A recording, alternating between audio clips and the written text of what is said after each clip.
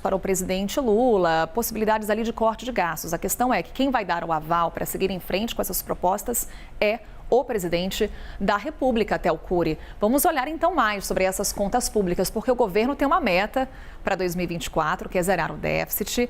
O governo tem que equilibrar, né, nesse momento, e aí fica esse olhar para as contas do governo, tem que administrar, inclusive, algumas renúncias que foram feitas, como, por exemplo, a prorrogação da desoneração da folha de pagamentos. A gente lembra aqui que foi um assunto que gerou muito desgaste, inclusive, entre o governo e o legislativo, porque o governo era contra essa prorrogação e agora temos manifestação do Tribunal de Contas da União também sobre esse assunto. Também sobre esse assunto. Débora, bom dia para você, ótimo dia para quem pega o Novo Dia a partir de agora com a gente.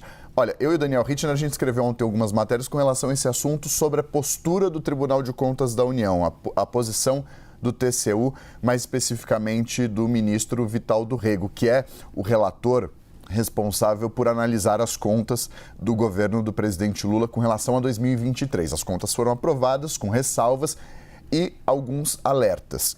Entre esses alertas, a quantidade de renúncias, cita mais de 32 renúncias fiscais no ano passado e um impacto de mais de 500 bilhões de reais que o governo deixa de arrecadar com isso, mostrando que muitos dos problemas das contas poderiam ser resolvidos com o fim de muitas dessas renúncias fiscais que são promovidas. Pois bem, com relação à desoneração da folha de pagamento, o ministro disse que ela cumpriu por um tempo o que precisava cumprir, não atingiu as metas de geração de emprego, de aumento da renda, de incentivo à industrialização brasileira e que agora chegou em um estágio cômodo. Ele diz, entre outras coisas, em uma das frases mais impactantes do relatório dele, o seguinte, que o caso da desoneração da folha padece do mal comum aos gastos tributários em geral.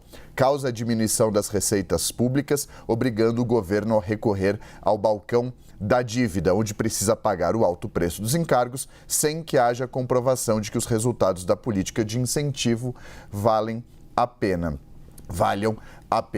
disse o ministro. Ou seja, na mesma linha do que defende o ministro da Fazenda, Fernando Haddad, mas que vem sofrendo uma resistência muito grande do Congresso, que quer manter essa prorrogação da desoneração para os 17 setores.